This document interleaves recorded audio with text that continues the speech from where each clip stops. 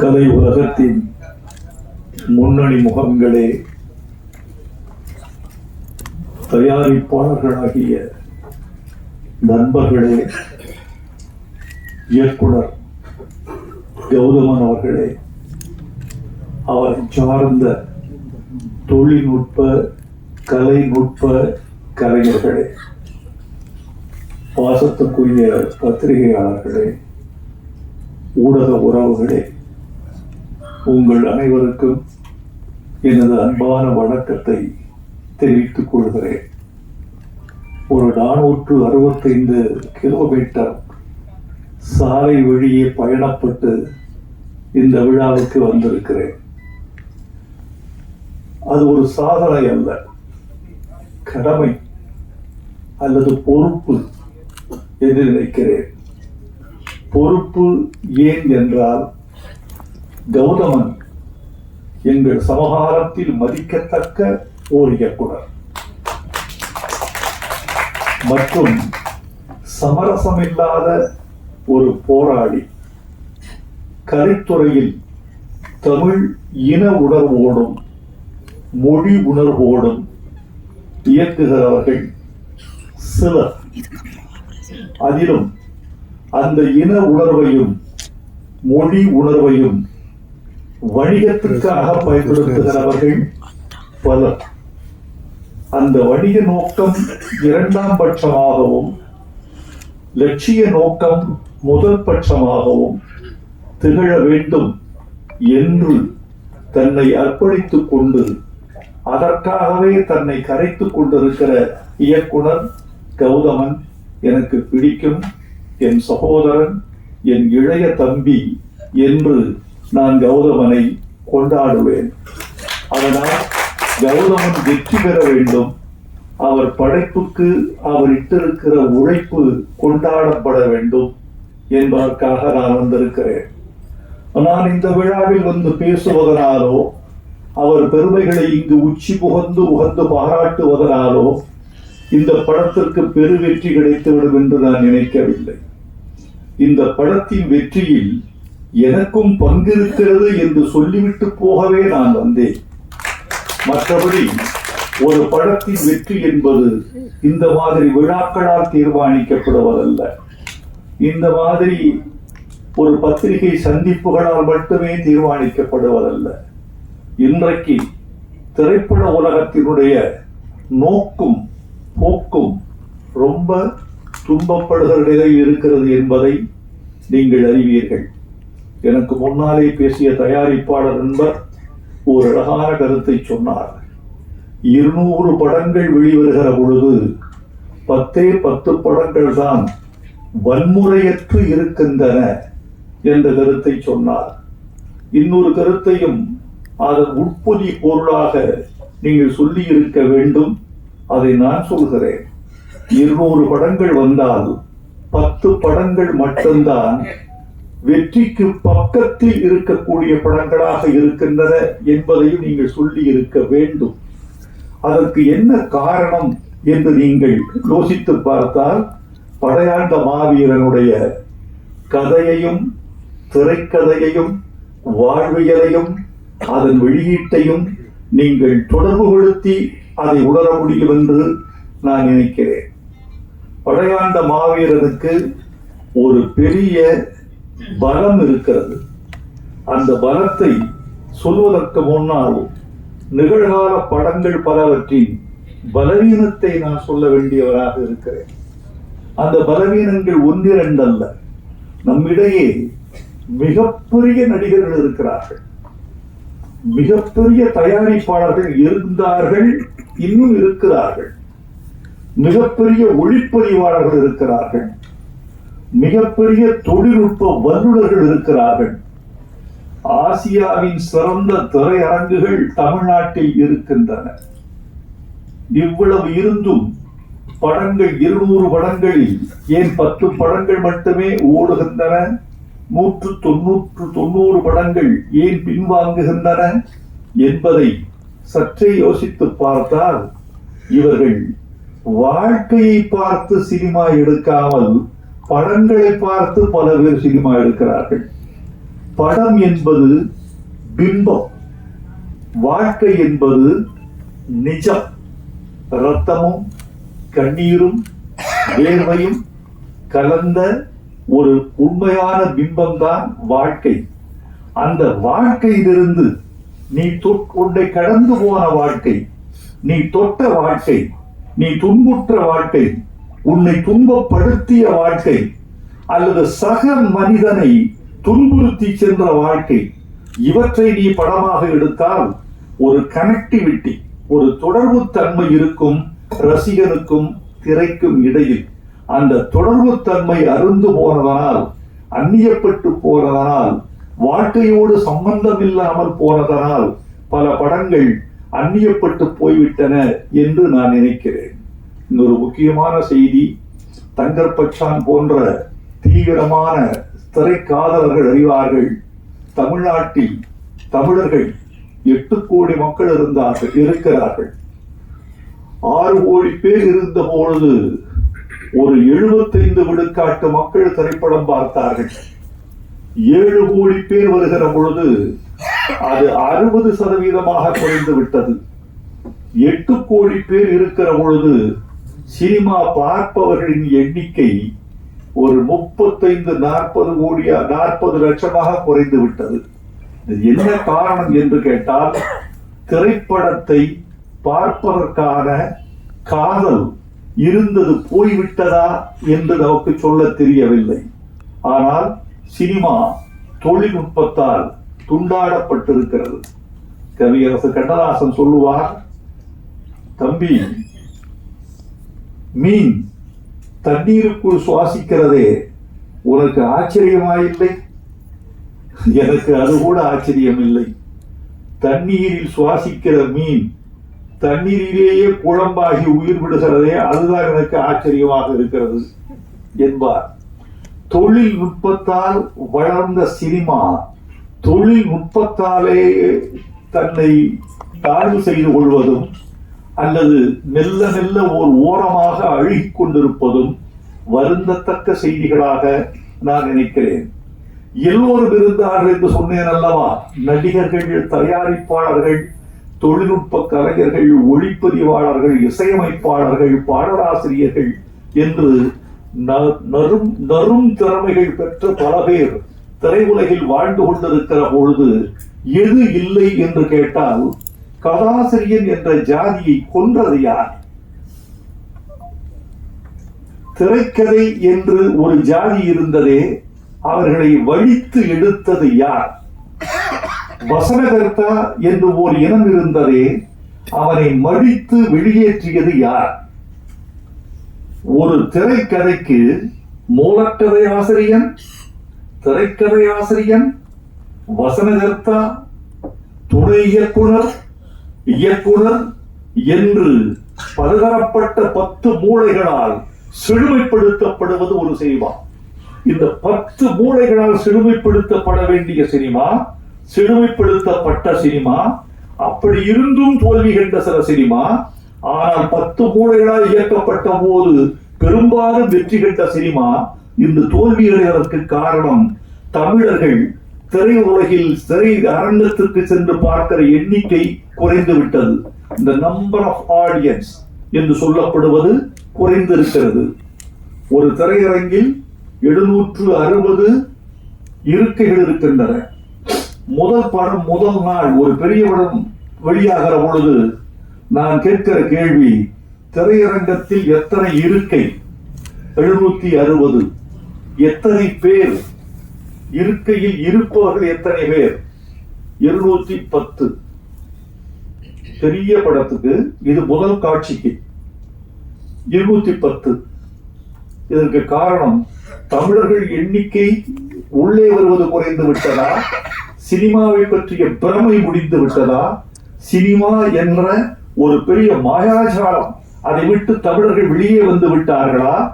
ஒரு மண மேடையில் ஒரு மணமகன் மணமகள் 2 பேரையும் வீடியோ எடுத்து, இவன் தான் அஜித், அந்த பெண் தான் திரிஷா, இதை விட நீங்கள் என்ன சினிமா எடுக்க முடியும்? நாங்களே எடுத்துக் கொள்கிறோம், நாங்களே எடிட் செய்கிறோம், நாங்களே பின்னணி இசை சேர்க்கிறோம், நாங்களே போட்டு பார்த்து கைதட்டிக் கொள்கிறோம். நாங்கள் எடுக்கிற சினிமா ஒரு திருமண வீட்டில் நாங்களே சினிமா தயாரிக்கிறோம், நீங்கள் என்ன சினிமா தயாரிப்பது என்று சினிமாவின் ரகசியம் உடைந்து விட்டதா, சினிமாவின் பூடகம் போய்விட்டதா என்றெல்லாம் கேட்க வேண்டியவர்களாக இருக்கிறோம். கதாசிரியன் வேண்டும், கதை இலாக்கா வேண்டும், வசனகர்த்தா வேண்டும், திரைக்கதை ஆசிரியன் வேண்டும். இன்றைக்கு சில இயக்குநர்களை பற்றி கேள்விப்படுகிறேன், தன்னுடைய துணை இயக்குநர்களுக்கு கூட கதை சொல்வதில்லை. கதை இல்லை என்பது வேறு விஷயம். வைத்துக் கொண்டா வஞ்சகம் செய்கிறேன், இருந்தால் சொல்லி இருப்பேனே என்று அவர் கருதக்கூடும். நான் என்ன சொல்கிறேன் என்றால், வைத்திருக்கிறார்கள் சொல்லவில்லை என்றால் என்ன தெரியுமா, என் ரகசியம் இவன் வழியாக வெளியே போய்விட்டால், ஏப்பா ஒரு ரகசியம் ஒருவன் மூலமா போவதனால உன் படம் அழிந்து போகும் என்றால் அந்த படத்தை நீ எடுத்தால் என்ன, எடுக்காவிட்டால் என்ன? மகாபாரதத்தை 100 பேர் எடுக்கலாம், 100 பேரும் சரியாக எடுத்தால் 100 பேரும் வெற்றி பெறுவார்கள். ராமாயணத்தை 1000 பேர் எடுக்கலாம், 1000 பேரும் சரியாக எடுத்தால் 1000 பேர் வெற்றி பெறுவார்கள். கதை கடைசி பாமரனுக்கும் தெரிந்த கதைதான். ரொம்ப ஆச்சரியமா இல்ல? ஒன்று சொல்றேன், உங்களுக்கு வியப்பா இருக்கும். இந்தியாவில் 2 இதிகாசங்கள், ஒரு இதிகாசம் மகாபாரதம், இன்னொரு இதிகாசம் ராமாயணம். இந்த 2க்குமான அடிப்படை வேறுபாட்டை பார்த்தீர்களா? ஒருத்திக்கு 5 பேர் என்பது ஒரு இதிகாசம், ஒருவனுக்கு ஒருத்தி என்பது இன்னொரு இதிகாசம். ராமனுக்கு சீதை, சீதைக்கு ராமன், இது ஒரு இதிகாசம். திரௌபதிக்கு 5 கணவர்கள் என்பது இன்னொரு இதிகாசம். அட பாவிகளை, எதை நம்ப சொல்லுகிறீர்கள்? 2 இதிகாசங்களும் வெற்றி. 2ம் இந்திய பண்பாட்டில் ஆன்மீக பாஷைகள் சொல்வதானா, இந்திய பண்பாட்டில் 2 இதிகாசங்களும் 2 கண்கள் என்று சொல்லக்கூடியவர்கள் இருக்கிறீர்களே, அது வேறு. இப்ப வேறு வேறான 2 கதைகள், வேறான 2 உள்ளடக்கங்கள் எப்படி 2ம் வெற்றிகரமான கதைகளாக நாட்டில் நிலவுகின்றன, உலவுகின்றன என்று கேட்பதற்கு பதில் இல்லை. எனக்கான பதில், 2க்குமான காரணத்தையும் 2க்குமான காரியத்தையும் இதிகாச ஆசிரியன் சரியாக புனைந்திருக்கிறான் என்று சொல்ல வேண்டி இருக்கிறது. அப்படித்தான் ஒரு திரைக்கதை செய்கிறவன் அந்த காரணத்தை நியாயப்படுத்தக்கூடிய காரணத்தை செய்தால் தோல்வி படமும் வெற்றி படம் தான். ஒப்புக்கொள்ளாத காரணங்கள் ஒப்புக்கொள்ளத்தக்கவைதான். ஆதலால் தோழர்களே, இந்த படத்தில் படையாண்ட மாவீரனில் எனக்கு இருக்கக்கூடிய நம்பிக்கை என்னவென்றால், இது வாழ்க்கை, ரத்தம், கண்ணீர், வியர்வை, ஒரு உண்மையான போராளியின் போராட்ட கதை. அதனால் இதில் கற்பனைகளுக்கு இடம் இல்லை, விதண்டாவாதங்களுக்கு இடம் இல்லை. இதில் இருக்கும் நிஜம் இந்த படத்தை காப்பாற்ற வேண்டும் என்று நான் நினைக்கிறேன்.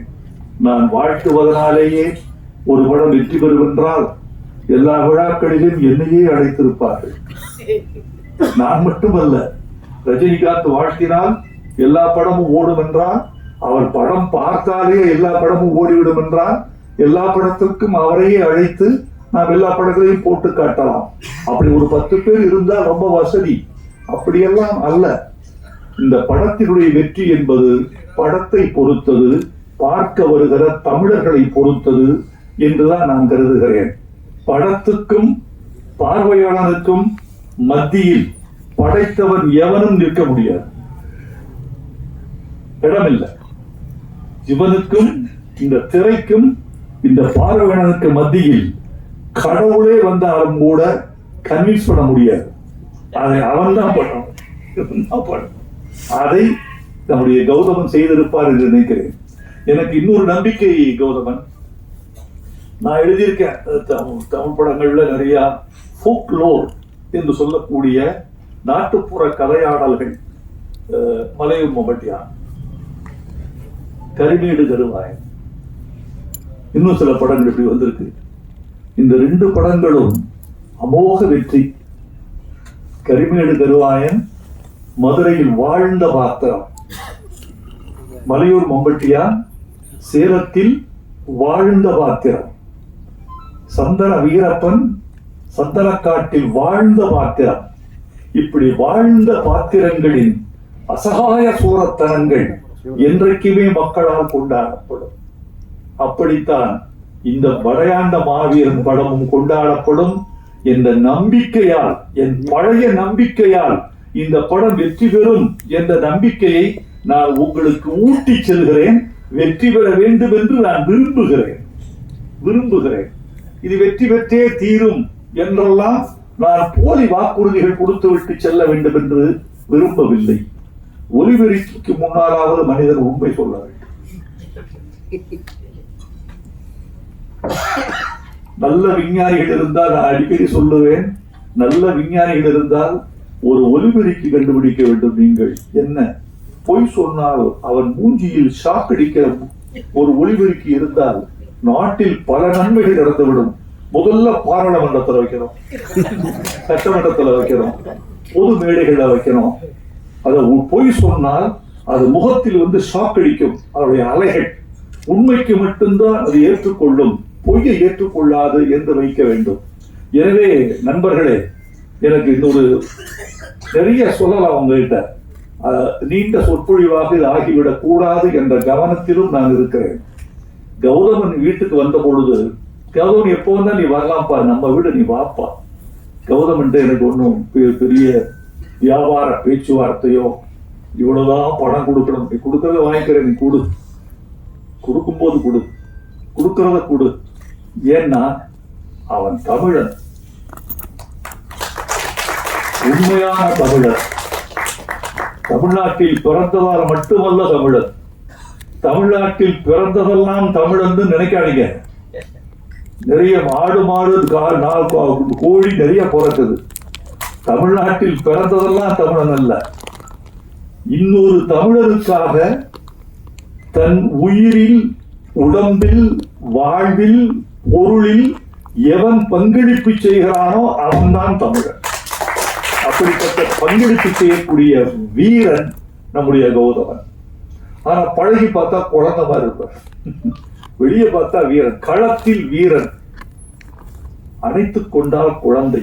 அப்படி இருக்க அவர் வந்த போது அவர் கதை சொல்ல சொல்ல அவர் கண்கள்ல ஏற்பட்ட நெருப்பு இருக்க, ஏய் அப்பா என்ன இல்லையா இப்படி தீவிரமா இருக்காரு கௌதமன் கவிஞர் அப்படி சொல்லுகிற பொழுது அவருடைய உடல் துடிப்பதும், உதடுகள் துடிப்பதும், கண்கள் சிவப்பதும், உடல் மொழி உக்கரமாவதும், அவருடைய ஜாடைகள் எல்லாம் வேறு உயரத்துக்கு செல்வதும், அடிக்கடி நாற்காலியை விட்டு அரையடி எழுந்து கொள்வதும், நான் விட்டா நாற்காலி மேலே நின்றுவார் போடுறது அப்படி இருந்து சொல்வதும், பாடல் வாங்க வருகிற பொழுது அந்த பாடலை நாம் வாசித்து காட்டுகிற அந்த நிமிடத்துக்காக அவர் தவிக்கிற தவிப்பும், முதலாக காதலியிடமிருந்து காதல் கடிதம் வந்தால் காதலன் எப்படி காத்திருப்பானோ அப்படி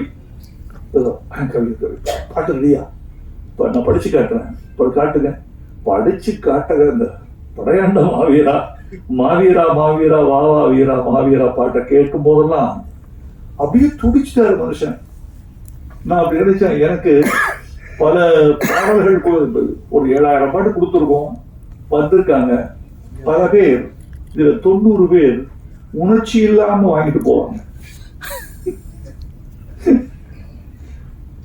நான் உங்ககிட்ட ஒண்ணு கேட்டேன், நீங்க ஒண்ணு கொடுத்துட்டீங்க, இது என் கடமை, அது உன் கடமை, பார்ப்போம் இது என்ன ஆகுதுன்னு பார்ப்போம். படிச்சு கூட பார்க்க மாட்டாங்க, படிச்சு காட்டினா வானத்தை பார்த்துட்டு இருப்பாங்க. சுவரில் பள்ளி இருந்தால் அதை ரசிப்பார்கள், படித்து காட்டுகிற விஷயத்தை ரசிக்க மாட்டார்கள். அப்படிலாம் நிறைய இருக்கு. நான் அதெல்லாம் எப்படி தெரியுமா நினைச்சுக்க தெரியுமா? இவர்கள் ரசிக்கவில்லை என்றாலும் பாடலை இவர்கள் கெடுத்து விட மாட்டார்கள் என்ற நம்பிக்கையோடு கொடுத்திருக்கேன். ஆனால் என்னிடம் வாங்கிய பாட்டை, இந்த ட்ரெய்லர் பார்த்தேன், தீ பிடிக்கிற ட்ரெய்லர், ரொம்ப பிரமாதமா இருக்கு. எழுதியிருக்கிற நதியில் குளித்தது போதும், இனிமேல் குருதியில் குளித்து வாவா, பொடிநடை போட்டது போதும், இனிமேல் புலிநடை போட்டு வாவா, ஆதித்தமிழின் அடையாளமேவா, ஆதிக்கம் அளிக்கும் படையாளமேவா, ஆதவனை உன் இடுப்பில் கட்டு, 1000 யானையை கால்களில் கட்டு. கைதட்டி எழுந்துட்டாங்க. 1000 என்னைய வழி இது, 1000 யானையை கால்களில் கட்டு. இப்படிப்பட்ட ஆட்களுக்கு அழுது. சில பேருக்கு நீங்க நினைப்பீர்கள், நீங்க பாலச்சந்திரன் நல்லா எழுதுவீங்க, பாரதிராஜாவுக்கு நல்லா எழுதுவீங்க, ரஜினிகாந்துக்கு தான் நல்லா எழுதுவீங்க, எங்களுக்குலாம் எழுத மாட்டேங்கிறாங்க. சில பேர் கேட்கறாங்க, ஆச்சரியமா இருக்கும். அப்படியான்னு அது என்னன்னு கேட்டீங்கன்னா, நான் அப்படிலாம் நினைக்கிறது இல்லை. எல்லாவற்றிலும் வைரமுத்து என்று பெயர் வருகிற போது நான் என் பெயரை காப்பாற்றிக் கொள்ளவே நான் துடிப்பேன். யாருக்கு எழுதி கொடுத்தோம் என்று வருவதில்லை, எவ்வளவு பணத்துக்கு வாங்கிறோம் என்று வருவதில்லை, எவ்வளவு குறைத்துக் கொண்டோம் என்று வருவதில்லை, எவ்வளவு அவமானம் உள்ளே இருக்கிறது என்பது தெரியாது. எது தெரியுமா முக்கியம்? இந்த பாட்டுக்கு கீழே இயற்றியவர் வைரமுத்து என்ற முத்திரையை காப்பாற்றிக் கொள்வதற்காகவே எல்லா பாட்டையும் ஒரே நிலையில் எழுதுகிறோம். யாருக்கு தெரியுமா நல்ல பாட்டு வரும்? எவன் ஒருவன் ரசிக்கிறானோ அவன் நல்ல பாட்டு வரும். தங்கர்பஜார் ரசிப்பார் பயங்கரமா. பயப்பார ரசிப்புன்னா கொஞ்சம் நெஞ்ச ரசிப்பு இல்ல. அவர் களவாடிய பொழுதுகள் எழுதுற பாட்டெல்லாம் அவர் கொண்டாடி தீர்த்துருவார். இவர்களெல்லாம் வெற்றி பெற வேண்டும் என்று நினைக்கிறேன். இதுல இந்த மாதிரி பாடல்கள் நிறைய இருக்கு. எரிமலை பொடிபட, எதிரிகள் அடிபட, கோடைகள் வழிபட, ஏழைகள் வழிவிட, எழுந்த மாவீரன் நீயேதான். இந்த பாட்டு வரிகள்லாம் பார்த்துட்டு இது தமிழில் இது அராக அடிகள்னு பேரு. இந்த தரனன தரனன தரனன தரனன தரனன தரனன தரனன இது அராக அடிகள்னு பேரு தமிழ்ல. சிலப்பதிகாரத்துல இந்த வரிகள் அடிக்கடி வரும், காணல் வரியில வரும். இந்த சந்தத்தில் எழுதினால் நன்றாக இருக்கும் என்று எழுதினேன். நான் நினைத்தது பலித்தது, அவர்கள் ஏற்றுக்கொண்டார்கள். இந்த பட்டாம்பூச்சி பாட்டுல 2வது சரணத்தை நீங்க கவனிக்கணும். அந்த பெண் சொல்றா, என்கிட்ட ஒண்ணுமே இல்லைங்க, நீங்க என்ன ரொம்ப காதலிக்கிறீங்க, நேசிக்கிறீங்க, மாணிக்கம் இல்ல, மணிவைரம் ஏதும் இல்ல, கட்டழக தவிர என் காணிக்கை ஏதும் இல்ல. டௌரி கொடுக்க முடியாது உங்களுக்கு. நான் என் டௌரி என் அழகை தவிர ஒண்ணும் இல்லை. அதை விட பெருசு, அழகை விட ஒரு பெண் ஒரு ஆணுக்கு, ஒரு குடும்பத்துக்கு தரக்கூடிய உயர்ந்தபட்ச பரிசு என்ன தெரியுமா தோழர்களே? வைரமுத்து படையாண்ட மாவீரா படத்தில் வெளியீட்டு விழாவில் இப்படி சொன்னான் என்று சொல்லுங்கள், எங்கள் தாய்க்குலம் புலகாங்கிதம் அடையும். நான் சொல்றேன், நான் உனக்கு தருவதற்கு ஒன்று வைத்திருக்கிறேன். பொன்னல்ல, பொருள் அல்ல, மாணிக்கம் அல்ல, வைரம் அல்ல, பிக்ஸ்ட் டெபாசிட் அல்ல, நிலம் அல்ல. உனக்கு தருவதற்கு ஒன்று வைத்திருக்கிறேன், என் கற்பு. அதுக்கு இடையா வேறொன்று இருக்க முடியுமா? ஒரு பெண் கற்போடு உள்ளே வருகிறாளே, தன்னுடைய திண்மையோடு உள்ளே வருகிறாளே, சொல் திறம்பாத தன்மையோடு உள்ளே வருகிறாளே, அதற்கு இணையான ஒரு பரிசு பொருள் உண்டா? இவன் சொல்றா, எனக்கு எதுவும் இல்லை, கட்டழகை தவிர என் காணிக்கை ஏதும் இல்லை. அது இவரு பொம்பளை ஏமாத்துறதான வாழ்க்கை. இவரு சொல்றாரு, என்னடி இப்படி சொல்லிட்ட நீ? மாணிக்கம் மேனியடி, உனக்கு மாணிக்கம் இல்லையா? மாணிக்கம் மேனியடி, மணிமுத்து பற்களடி, உள்ரவிக்கை ஊறி வரும் உப்பு தேன் போதுமடி. இப்படி ஒருத்தர் 2 பேர் கைதட்டுறீங்கல்ல, இதுக்குதான் நாங்க பாடுபடுறது. இவ்வளவு பாடுபடுவது, வரிகளை மாற்ற வேணான்னு சொல்றது, சவுண்ட குறைப்பான்னு சொல்றது, ஆடியோ பாத்துக்கப்பா சொல்றது, சவுண்ட் இன்ஜினியரை தனியா கூப்பிட்டு இந்த மிக்சியில கொஞ்சம் பார்த்துக்க பிரதர் சொல்றது, இந்த ஒரு கைதட்டலுக்காகத்தான். எனக்கு வேற ஒண்ணும் வேணாம். உன் மாணிக்கம் உன் மேனி, மணிமுத்து உன் பற்கள், வேற எனக்கு என்ன வேணும்? தேன் வச்சிருக்க நீ, தேன் இருக்கு, அது போதும். அது என்ன தேன்? உள்ரவிக்கை ஊறி வரும் உப்பு தேன்.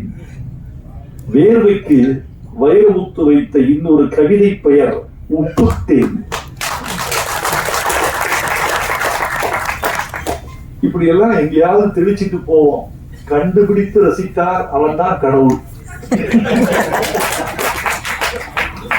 இப்படி நிறைய இருக்கு. கௌதமன், என்னுடைய வாழ்த்துக்கள். என்னுடைய வழக்கமான விஷயம் இதுதான். என்னுடைய வாழ்த்துக்கள் என்பது என்ன தெரியுமா? நிச்சயமாக நீங்கள் வெற்றி பெறுவீர்கள் என்பதற்கான வாழ்த்துக்கள் அல்ல, வெற்றி பெற வேண்டும் என்ற விருப்பம் தான் என் வாழ்த்து. இந்த படம் வெற்றி பெற வேண்டும். ஒடுக்கப்பட்ட மக்களும், அதாவது நீங்க பேசியதை வைத்து நான் அனுமானத்துக்கு ஒன்று வந்தேன். அதை சொல்லி விடைபெற வேண்டும் என்று ஆசைப்படுகிறேன். ஒரு சாதிய கட்டமைப்புக்குள் ஒரு குறிப்பிட்ட சமூகத்துக்கு மட்டுமே சொந்தமானவர் அவர் என்று நீங்கள் சின்ன வட்டத்துக்குள் சிக்க வைக்காமல், அவர் ஒரு சமூகத்துக்கான தலைவன், எல்லா சமூகத்துக்குமான தலைவன். ஒடுக்கப்படுவது எங்கு இல்லை? எல்லா சமூகத்திலும் இருக்கிறது. போராட்டம் எங்கு இல்லை? எல்லா சமூகத்திலும் இருக்கிறது. அப்புறம் ரத்தம் எங்கு யாருக்கு சிந்தப்படவில்லை? எல்லா சமூகத்திலும் ரத்தம் சிந்தப்பட்டிருக்கிறது. அதனால் ரத்தம் எங்கு விழுந்தாலும், கண்ணீர் எங்கு விழுந்தாலும், போராட்டம் எங்கு இருந்தாலும் அது எல்லா சமூகத்துக்குமான புதுமை பண்பாக மாற்றுவதுதான் இந்த படத்துக்கு வெற்றியாக இருக்கும் என்று நான் நினைக்கிறேன். எல்லா சமூகத்துக்குமான பொதுமை பண்பாக மாற்றுங்கள். எங்கள் கண்ணீர் உங்கள் கண்ணீர், எங்கள் ரத்தம் உங்கள் ரத்தம், எங்கள் அவலம் உங்கள் அவலம். உங்கள் அவலத்துக்காகத்தான் ஒரு குறிப்பிட்ட பிரதேசத்தில் மட்டும் ஒரு மனிதன் போராடி மாய்ந்திருக்கிறான், வென்றிருக்கிறான் என்று சொல்லுங்கள். இந்த படத்தின் வெற்றி விழாவில் நான் கலந்து கொள்ளக்கூடிய வாய்ப்பு கிடைத்தால் அதைத்தான் நான் பெருமையாக கருதுவேன். நன்றி.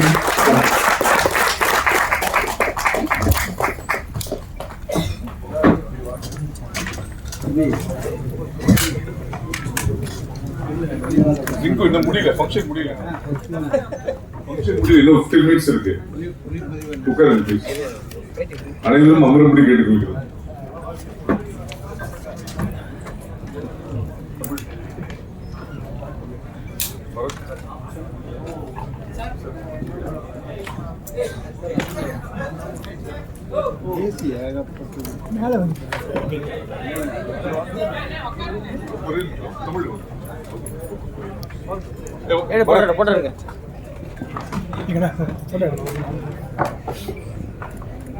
சார் அப்படிங்க பாருங்க.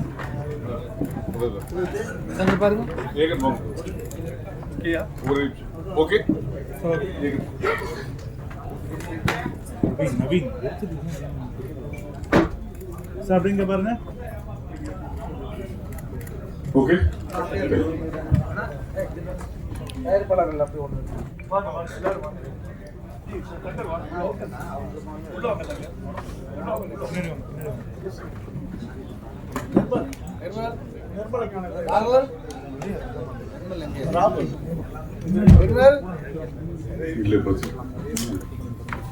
சார் அப்படிங்க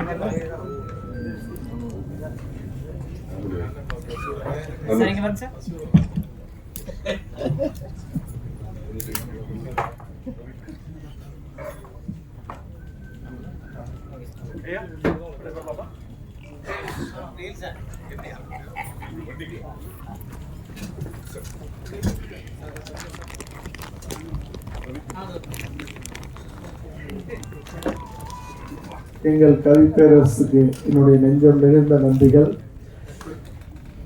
2-3 பேர் பேசினதுக்கு அப்புறம் உங்களோட உரையாடுறது என்னுடைய பேச்சு, தனியா என்னுடைய பேச்சு இல்லை. உங்கள் கேள்விகளுக்கு பதில் சொல்றதும் அதுல சில பகிர்வுகள் உங்களோட பகிர்ந்துகிறது தான் கவிஞர் அடிப்பட்டு வந்தது.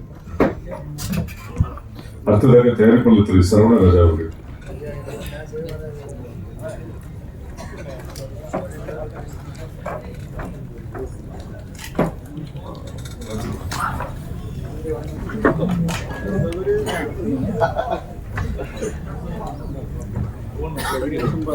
இந்த இனிய மாலை பொழுதில் கஷ்டமா இந்த இனிய மாலை பொழுதில் இங்கு கூடியிருக்கும் அனைத்து நல்ல உள்ளங்களுக்கும், அனைத்து ஊடக நண்பர்களுக்கும் மிக்க மகிழ்ச்சி, மிக்க நன்றி. எங்களோட உழைப்பை நாங்கள் கொடுத்திருக்கிறோம். இயக்குனர் நாங்கள் எல்லாம் உழைப்பை கொடுத்திருக்கோம். வெற்றி பெற வாழ்த்துக்கள் வாங்குமாறு கேட்டுக்கொள்கிறோம். படத்தை வெற்றி பெற ஆக்கக்கூடிய ஊடக நண்பர்களுக்கு மனமார்ந்த நன்றியை தெரிவித்துக் நல்ல மருத்துவம். அடுத்ததாக தயாரிப்பாளர் திரு சுந்தர அவர்கள், அடுத்தது திரு நடிகர் திரு கரத்தே ராஜா அவர்கள். இருக்கும் பெரியவர்கள் அனைவருக்கும் மனமார்ந்த வணக்கம். சந்தனக்காடு வீரப்பனாக என்னை உலகம் பூராக என்னை அறிமுகப்படுத்திய பா கௌதமன் அண்ணன் மீண்டும் அடையாண்ட மாவிழாவில் என்னை வீரப்பனாக அறிமுகப்படுத்தியிருக்கிறார்கள். அவர்களோடு அவர்கள் காடுவெட்டி அண்ணன் குரு அண்ணனாக நடிக்க, அவர்களோடு நான் வீரப்பனாக நடிக்கக்கூடிய அந்த மிகப்பெரிய வாய்ப்பு எனக்கு கிடைத்திருக்கிறது. மிகவும் பெருமையாக இருக்கிறது. வீரப்பன் ஐயாவுடைய ஆசையாலும் காடுவெட்டி குரு அண்ணன் அவர்களுடைய ஆசையாலும் எனக்கு இந்த மிகப்பெரிய வாய்ப்பு கிடைத்திருக்கு என்று நான் நம்புகிறேன். எனக்கு இவ்வளவு பெரிய வாய்ப்பு அளித்த வா கௌதமன் அண்ணன் அவர்களுக்கு என் மனமார்ந்த நன்றியை மீண்டும் சொல்கிறேன். சந்தனக்காடு வீரப்பனையும் இந்த படையாண்ட மாவீரனில் வீரப்பனாகவும் நான் பேசிய அந்த வார்த்தைகளை, வசனத்தை எழுதி பதிவு செய்த பாலமுரளி வர்மன் அண்ணன் அவர்களுக்கு என் மனமார்ந்த நன்றியை நான் சொல்கிறேன். நான் வீரப்பனாக நடித்ததற்காக என்னோடு கூட பணிபுரிந்த அத்தனை நல்ல உள்ளவர்களுக்கும் இந்த மேடையில் நான் அன்போடு நன்றி சொல்லிக் கொள்கிறேன். ரொம்ப சந்தோஷமா இருக்கு. நீங்கள் எல்லோரும் இந்த படையாண்ட மாவீரா மிகப்பெரிய வெற்றி அடைய வாழ்த்த வேண்டும் என்று அன்போடு உங்களை கேட்டுக்கொள்கிறேன். படையாண்ட மாவீரா மிகப்பெரிய வெற்றி அடைய என் மனம் நிறைந்த வாழ்த்துக்கள். நன்றி நன்றி. ஆக்சுவலி கூப்பிடல, நான் என் ஃப்ரெண்டு படத்தை நடிச்சிருக்கான், ஈவெண்ட்டுக்கெல்லாம் கூப்பிடல, நானே தான் வந்திருக்கேன். ரொம்ப ஹாப்பியா இருக்கு விஷுவல்ஸ்லாம் பார்க்கும்போது. அவங்க ஃபர்ஸ்ட் படத்துல இவ்வளோ ஃபைட்டு எல்லாமே பார்க்கும்போது டீமுக்கு all the best and thank you press and media support பண்ணுங்க. கண்டிப்பா தேங்க்யூ ஸோ மச் வந்தவங்க எல்லாருக்கும்.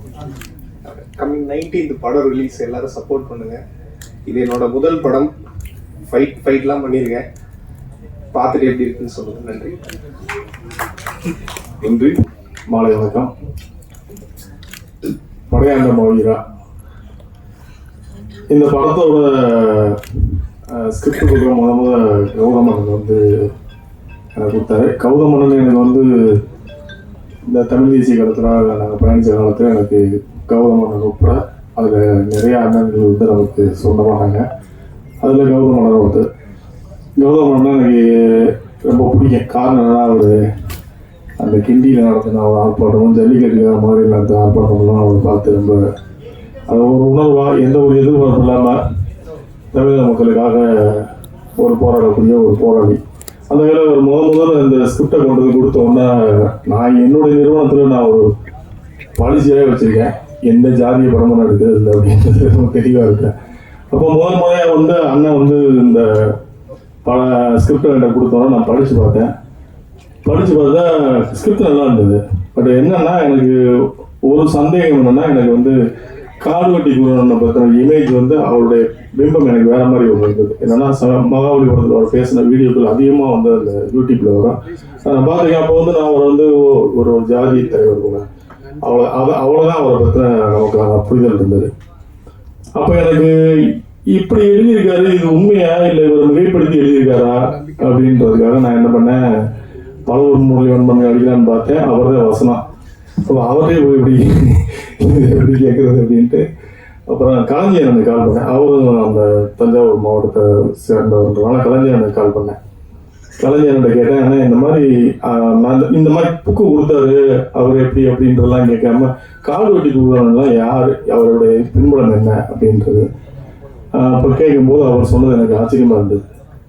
ஓ, இப்படிப்பட்ட ஒருத்தர் தான் இப்படி தவறான ஒரு பிம்பம் கட்டைங்க போட்டோம்னா, ஆமாம் எல்லாருக்குமே இயல்பாக வந்து ஒரு கோவம் இருக்கு. அந்த அவருடைய நெகட்டிவ் ஒர்ஷனை மட்டும் நம்ம எடுத்துக்கிட்டோம். ஏன்னா என்னை பொறுத்தவரை எனக்கு 2009 வர முன்னாடி வரைக்கும் எனக்கு அரசியல் புரிதல் பெருசாக இல்லை, நுனிப்புண்மைகிறது தான். அதாவது சொன்னா கேட்டுக்கிறது. 2009 மே 18க்கு அப்புறம் தான் நான் வந்து தமிழர்கள் என்ன, தமிழ் தேசியம் என்னன்னு எனக்கு புரிய ஆரம்பிச்சு.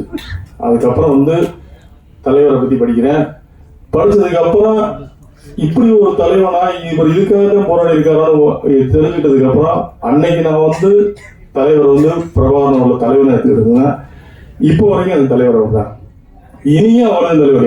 எனக்கு வந்து என்னுடைய வாழ்நாள் முழுக்க ஒரே தலைவன் வந்து பிரபாகரன் தான்.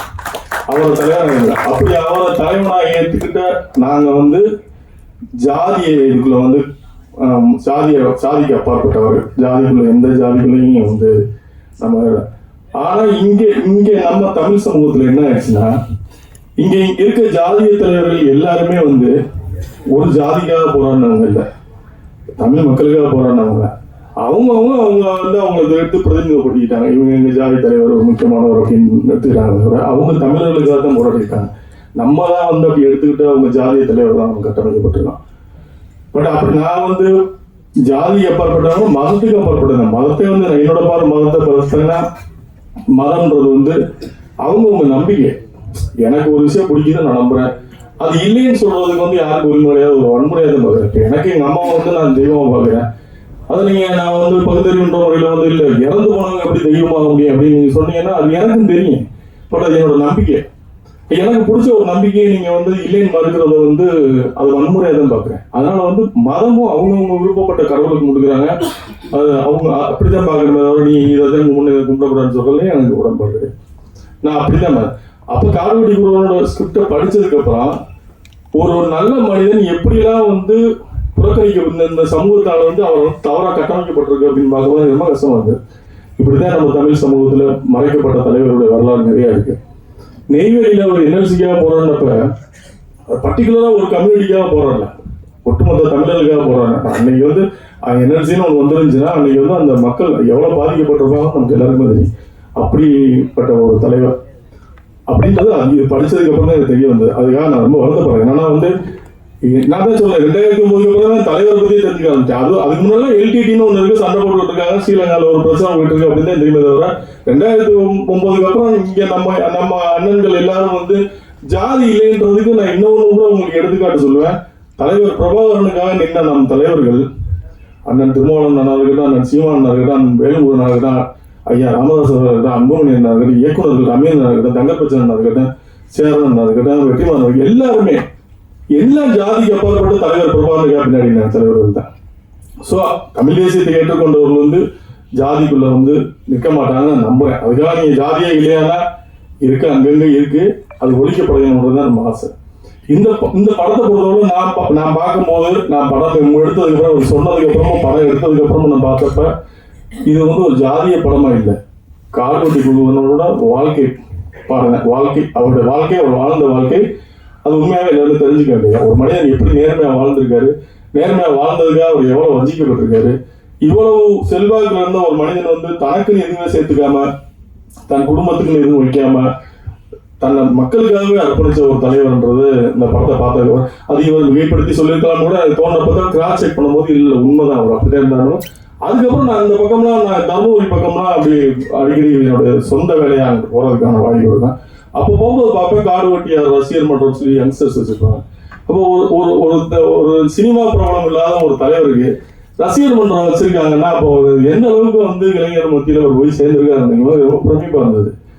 அதை தாண்டி இந்த படத்துல வந்து படத்தோட பெரிய பலமா நான் பார்க்கறது வந்து பாலமுருகனோட வசனமும் சாம்சியோட இசைன்னு சொல்லலாம்.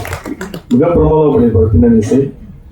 தமிழ் வந்து ஒரு 10 நிமிஷம் 15 நிமிஷம் தான் வரலாம், மிகச்சிறப்பாக பண்ணியிருப்பான். அவன் இருக்கான்றதையும் அவன் பெருமைப்படுத்தணுன்றதாக சொல்ல வளர்ந்து வரக்கூடிய ஒரு தமிழ் நம்ம கிங் கருணாசனோட சொன்ன இவங்க மேலாம் எனக்கு எப்பவுமே வந்து ஒரு அதாவது ஒரு அன்பு இருக்கு. ஏன்னா அடுத்த ஜென்ரேஷன்ல வளர்ந்து வரக்கூடிய ஒரு நடிகர்களா பார்க்குறேன். இப்போ நான் மிகச்சிறப்பாக பண்ணியிருப்பான். அந்த ஒரு 10-15 நிமிஷம் வந்து மிகச்சிறப்பாக பண்ணியிருப்பான். அடுத்த தம்பி ஏகன் எல்லாம் ஒரு செட்டு தான் போல பேசி வச்சு வந்திருக்காங்க. என்ன தமிழ் எல்லாம் வந்து ஒரு காலத்துல விஜய் சார், நம்ம சூர்யா சார் எல்லாம் வந்தது மாதிரி இவங்க எல்லாம் ஒரு செட்டு ஒரு குரூப் அடுத்த ஜென்ரேஷன் வந்திருக்காங்க. எல்லாருமே ஜெயிச்சு வெற்றி வரணும், அதுதான் வார்த்தை. அப்புறம் சில்வா மாஸோட ஃபைட் சீக்வன்ஸும் மிக பிரமாதமாக அந்த படத்தில் ஒர்க் அவுட் ஆயிருக்கு. கௌதம் மேனன் தான் இந்த படத்தில் கதாநாயகனா அந்த குருவோட அண்ணனோட கதாபாத்திரத்தை இருக்காரு. மிகச்சிறப்பாக வந்திருக்கு. எல்லா படமே மிகச்சிறப்பாக வந்திருக்குன்னு நம்ம சொல்லுவோம். பட் எனக்கு என்னன்னா இது வாழ்க்கையில அவருடைய வாழ்க்கையை நான் பார்த்ததுனால எனக்கு வந்து அவருடைய வாழ்க்கையை பார்த்தேன். அந்த புக்கை படிச்சதுக்கப்புறம் நான் கேள்விப்பட்டதுக்கப்புறம் வாழ்க்கையை பார்த்தேன். எனக்கு ரொம்ப பிடிச்சிருந்தது. இதில் வந்து ஜாதிகளை கடந்து ஒரு மனுஷன் வந்து எப்படி வாழ்ந்திருக்காரு, அவர் எப்படி இருந்திருக்காரு, அவர் வெளியில வந்து நம்ம எப்படி நம்ம போர்ட்ரேட் பண்ணிக்கிறோம், இந்த அரசியல் இந்த சூழல் வந்து ஒரு மனிதன் எப்படி தவறாக காமிக்கப்பட்டிருக்கு அப்படின்றத பார்க்கும்போது ரொம்ப நிகழ்ச்சி இருந்தது. உங்களுக்கு அது அந்த ஒரு அனுபவம் வரும்னு நினைக்கிறேன். இந்த படத்தை பார்க்கும்போது உங்களுக்கு அந்த அனுபவம் வரும்னு நினைக்கிறேன். மற்றபடி நடிச்ச சமுத்திரகண்ணன் இருக்கட்டும், மன்சூரிகண்ணா இருக்கட்டும், நம்ம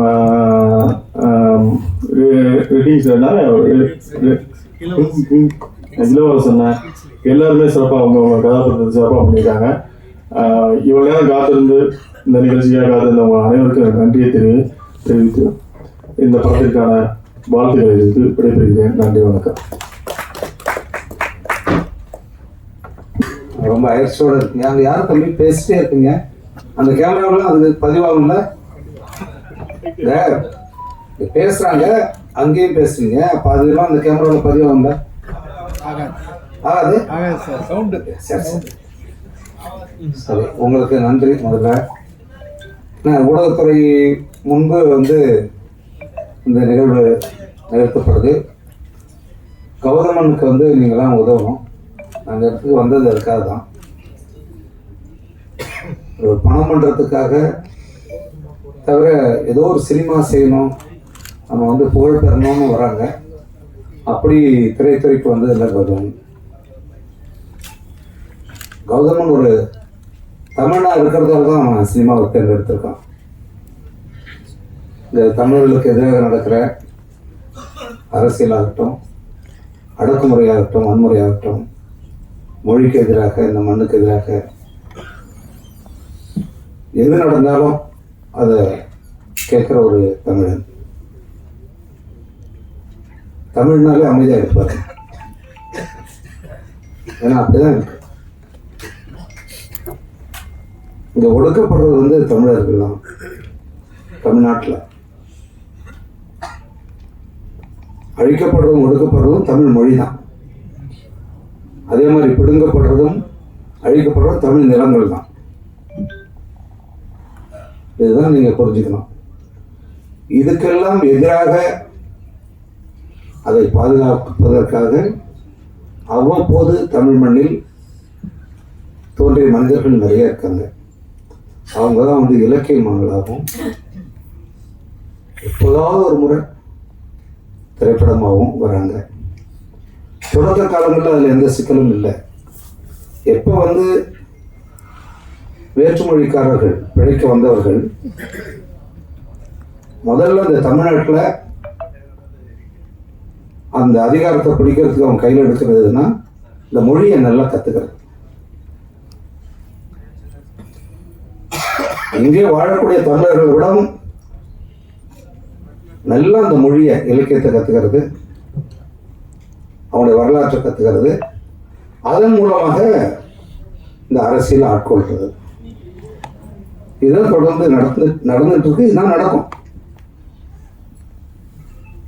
இதுல விழுந்தவர்கள் தான் தமிழர்கள், தமிழ் குடிகள். இதுக்கு எதிராக இருக்கக்கூடியவர்களை வந்து கடுமையாக விமர்சிப்பாங்க. யார் விமர்சிக்கிறான்னு பார்த்தீங்கன்னா இந்த தமிழுக்கு எதிரானவர்கள் தான். தமிழர்கள் அல்லாதவர்கள் தமிழுக்குள்ளேயே பகை உண்டு பண்ணுவார்கள்.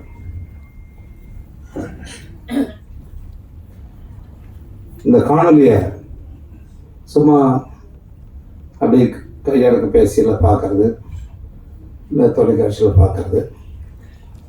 பார்க்குறவங்க ஒரு பக்கம். ஆனால் ஒரு வெறுப்போட இந்த காணொலியை ஆர்வத்தோடு பார்க்குறவங்களோடவும் வெறுப்போடு பார்க்குறவங்க இன்னைக்கு அதிகமாயிட்டாங்க. இருக்கிற பசியிலேயே பெரிய பசி ஊடக பசி தான். இந்த 24 மணி நேரம் அது வந்து ஒரு வெறியோடு இயங்கிக்கிட்டே இருக்கு. எவனா ஏதாவது சொல்லணும், அதை பார்க்கணும், அதன் மூலமாக அவங்க பொருள் ஈட்டுறது தான் இப்போ இன்னைக்கு ஊடகத்தோட தேவையாக இருக்கு. அது மூலமாக என்ன ஆகுதுன்னா, இன்றைக்கு வந்து நீங்கள் போய் மனநோயாளிகளை வெளியில் தேட வேண்டிய அவசியம் இல்லை. நீங்கள் மனநோய் மருத்துவமனைக்கு போக வேண்டிய அவசியம் இல்லை. எல்லாம் அந்த ஊடகத்துக்குள்ளே தான் எங்கிட்டு இருக்காங்க. கமெண்ட் பேருங்கிற ஃபாலோ பண்ணுறங்கிற பேரில் பார்த்தீங்கன்னா எல்லாம் இந்த மனநோயாளிகள் தான். இவனெல்லாம் வந்து எவனும் வந்து சொந்த அடையாளத்தோடு இருக்க மாட்டான். எல்லாம் போலி முகவரிகள் வச்சுக்கிட்டவங்கள கடுமையாக தாக்குவோம். இவங்களாம் தாக்குறவங்க யாருன்னா இன்னைக்கு இந்த கட்சிகளுடைய கொத்தடிமைகளாக கைக்கூலிகளாக ஒரு பதிவுக்கு 200 ரூபா வாங்குற ஆட்களாக இருக்காங்க. இவங்கள வச்சுக்கிட்டு தான் இந்த அரசியல் இன்னைக்கு கட்டமைக்கப்படுது. ஒரு இந்த மண்ணுக்கும் மக்களுக்கும் இந்த மொழிக்கும் தேவையான உடனடியான ஒரு காரியத்தை அதை முடக்கி வேற இடத்துக்கு கொண்டு போக முடியும் உங்களால. ஏன்னா அவங்களுக்கு பணத்தை அள்ளி கொட்டப்படுது. இன்றைக்கு வந்து பெரிய தொழில் எது தெரியுமா? சமூக ஊடகங்கள் இயங்குறதுதான்.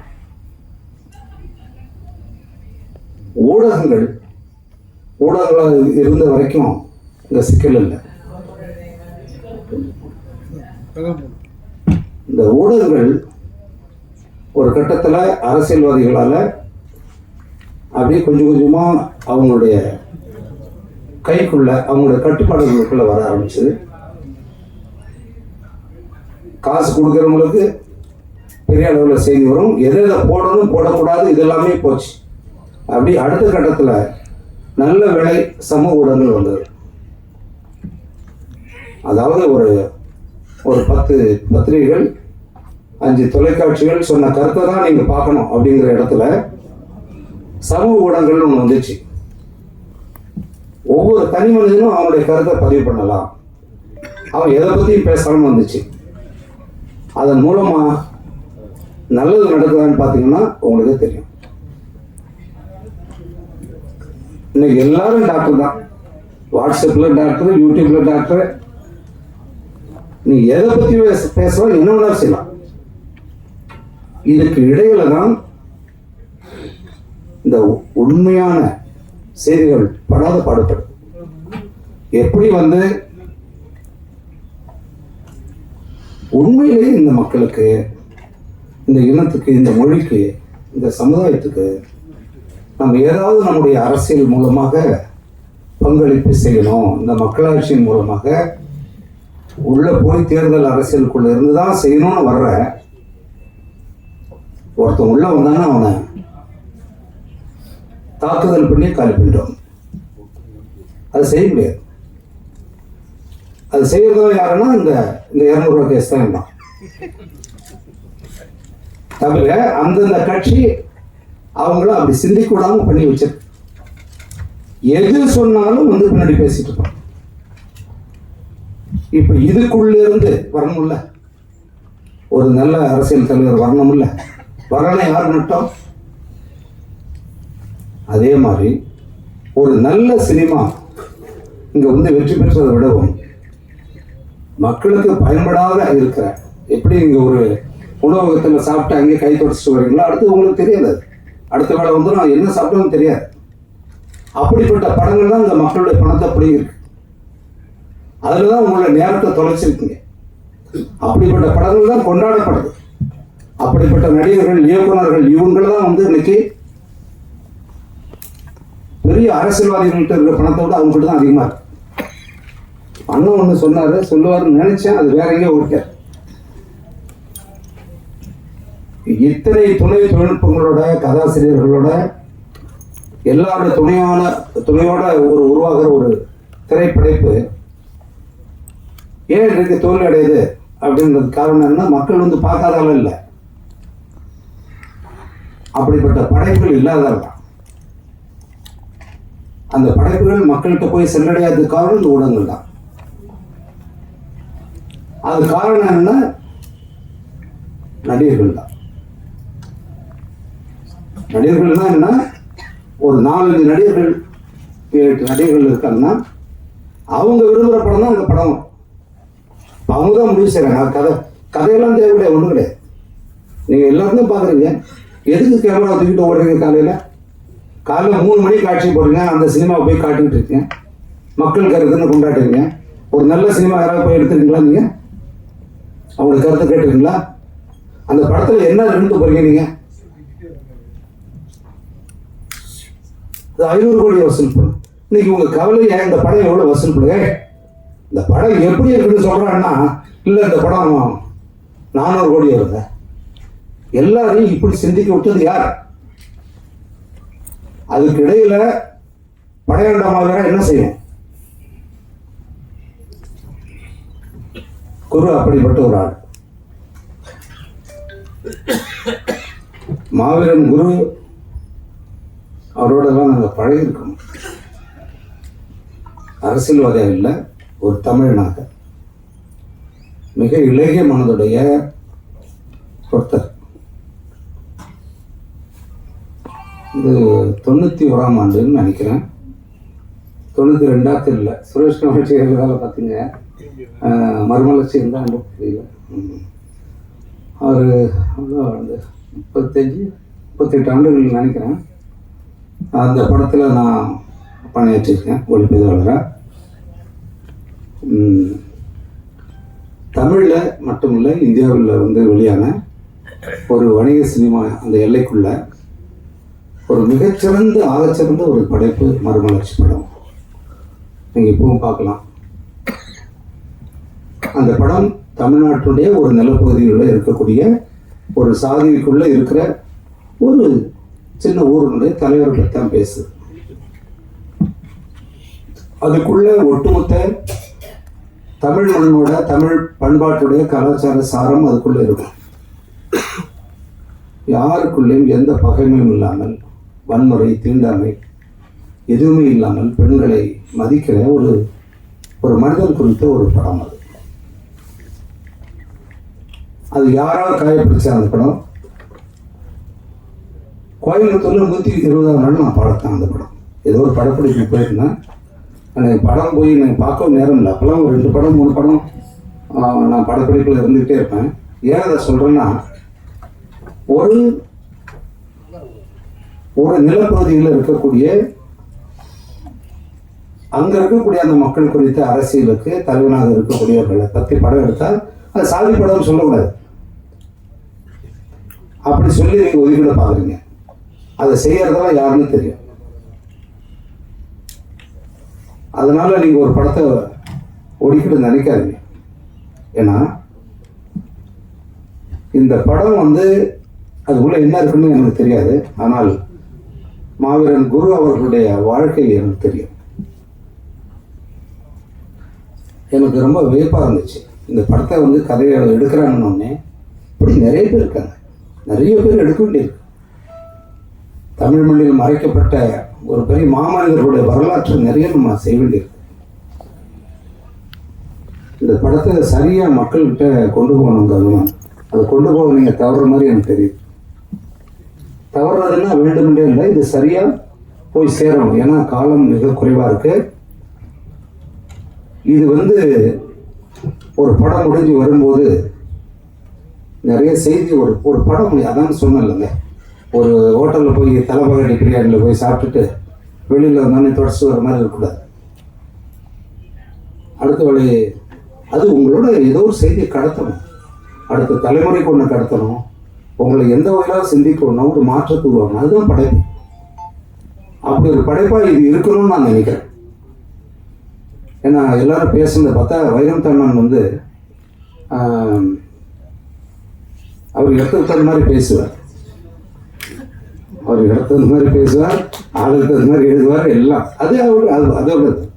ஆனால் அதையும் தாண்டி இந்த படத்துக்கு அவருடைய பங்களிப்பை நான், ஏன்னா பாடலாம் வெளியாயிடுச்சுல, நான் கேட்டேன், இந்த தமிழ் அப்படியே அப்படி கொடுத்துருக்காரு. உண்மையிலே இது வந்து பொய் சொல்லாடல் இல்லாமல் அதை எதிர்க்காரு. ஜிவி பிரகாஷ் இருக்காரு. எனக்கு பிடிச்ச இளையராஜாவுக்கு பிறகு சமகாலத்தில் இருக்கக்கூடிய ஒரு மிக தேர்ந்த ஒரு இசைக்கலைஞர்.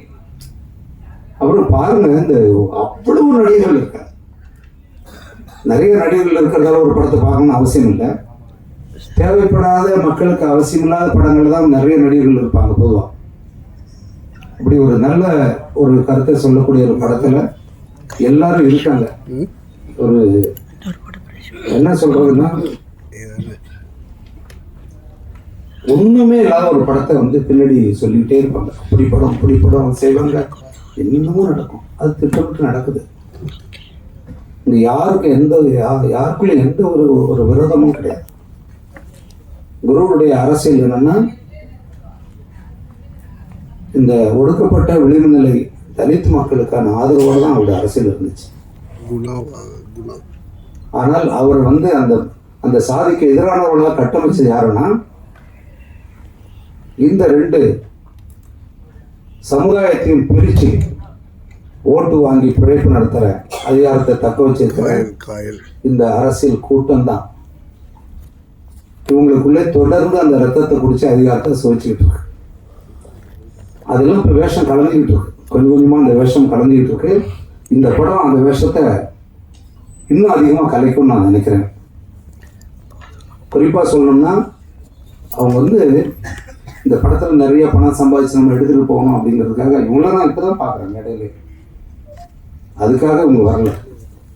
ஒரு நல்ல மனிதரை பற்றிய ஒரு படம் இது மக்களுக்கு போகணுங்கிறதுக்காக எடுத்திருக்காங்க.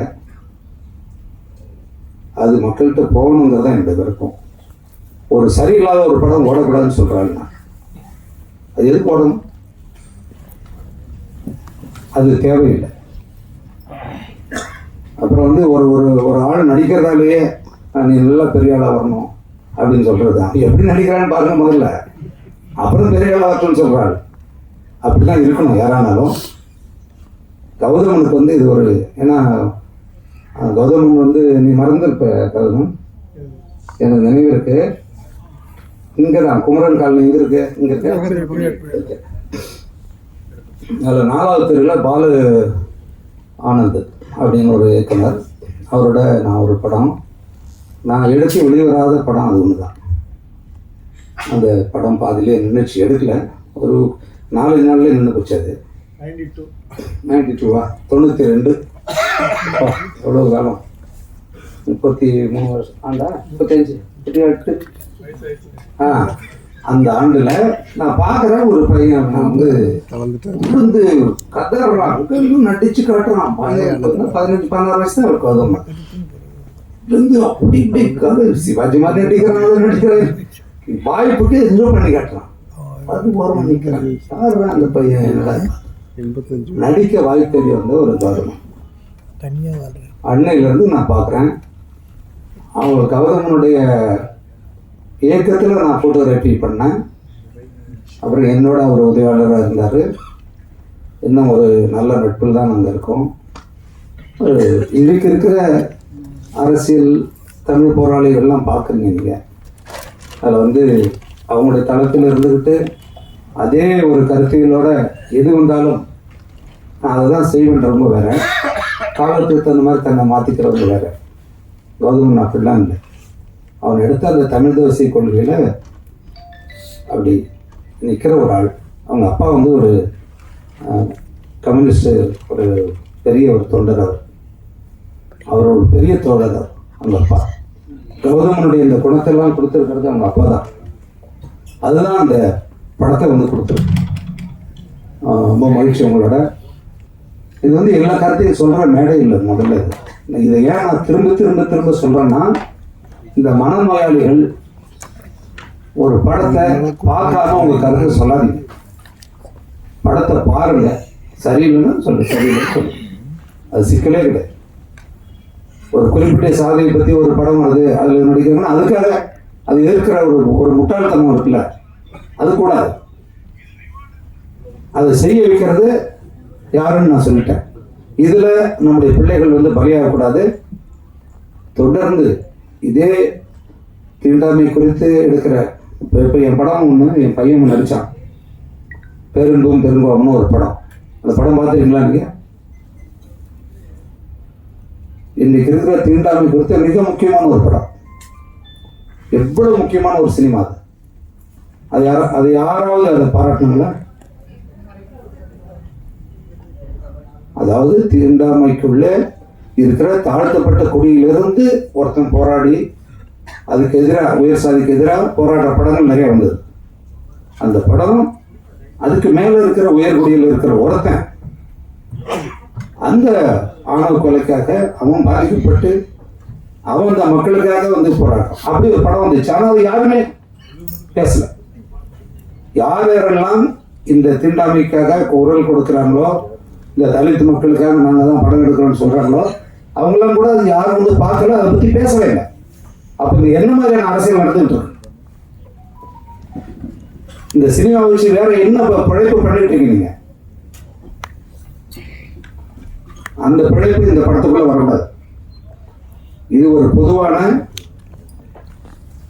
இந்த தமிழ் மண்ணில் வாழ்ந்து மறைந்த அறம் சார்ந்து இயங்கிய இந்த மண்ணையும் மக்களையும் இந்த இனத்துக்காக அந்நியர்களுக்காக எதிர்த்து குரல் கொடுத்து மறைந்த ஒரு வீரனுடைய ஒரு கதை. அப்படி நீங்க பார்க்கணுங்கிறத என்னுடைய கோரிக்கை. நன்றி, வணக்கம்.